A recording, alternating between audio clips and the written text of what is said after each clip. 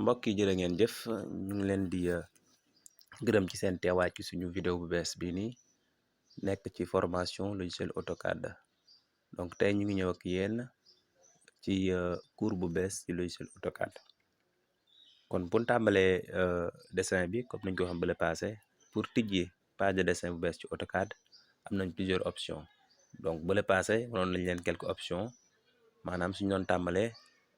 dessin dañ doon ñëw fii nii ñu cliquer ci plus bi nii te rek bi paa dañuy jaaree beneen yoon mooy gannaaw bi ñu tijjee suñu logiciel AutoCAD ak interface bu mu affiché dañuy ñëw fii nii fichier def nouveau gis nga muy du ñu fenêtre bii nii donc fenêtre daf ñuy indil ay templates moo lan mooy ay page de dessin yoon te c'est déjà paramétré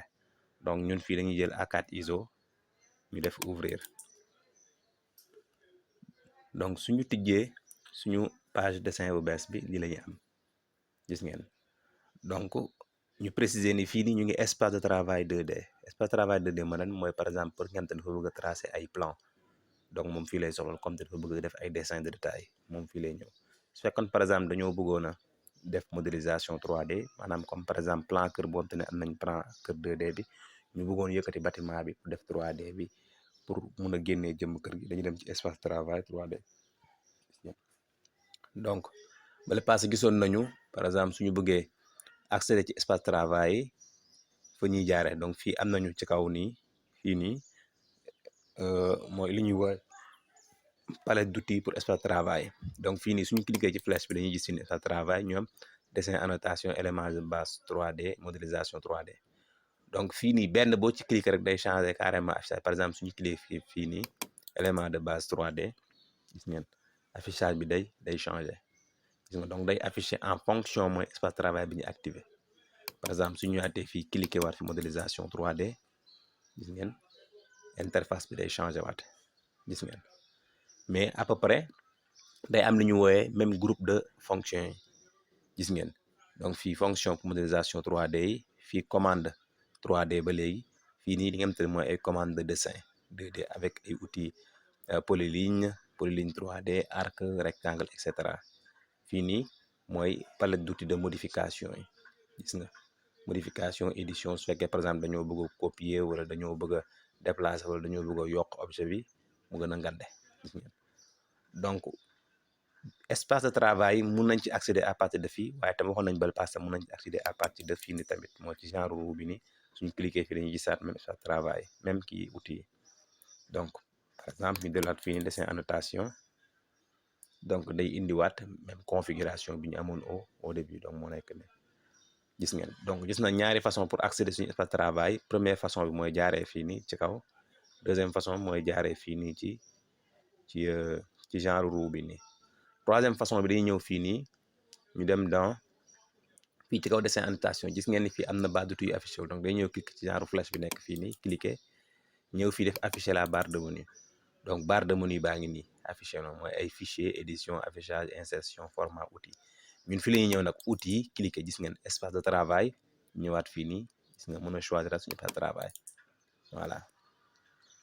gis ngeen voilà parce que lan moo tax parce que yenn saa yi mën ngeen am version AutoCAD boo xam te mën ngeen installer pare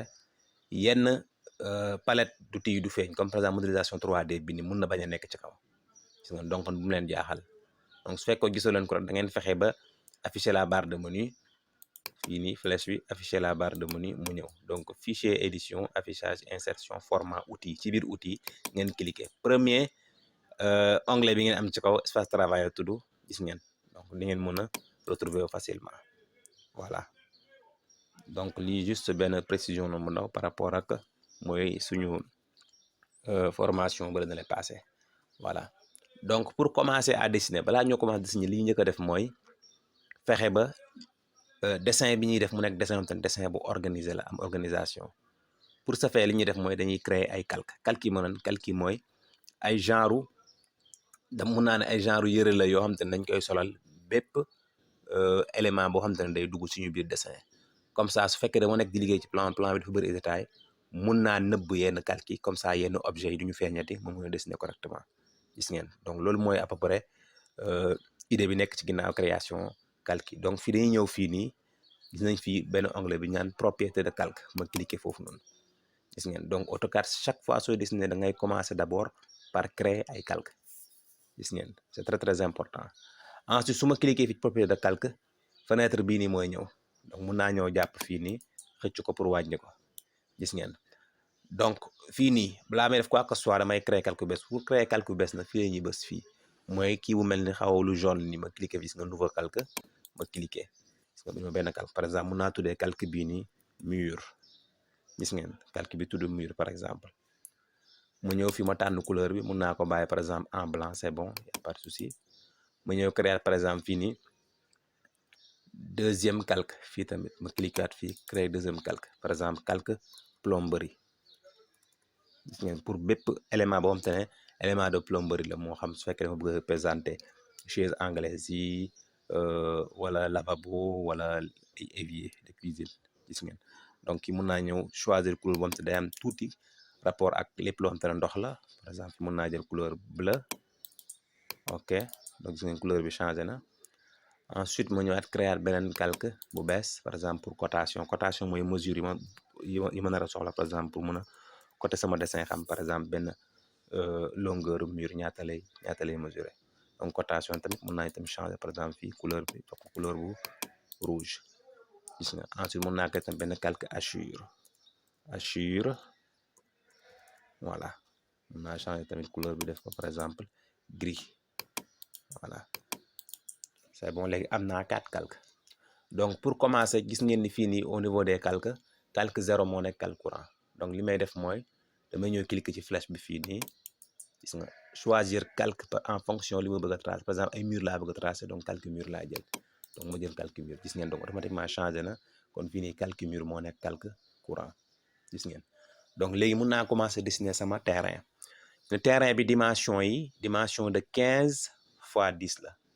gis ngeen 10 moo nekk ci façade bi 15 moo nekk ci biir donc damay jël outil rectangle cliquer fii nii rectangle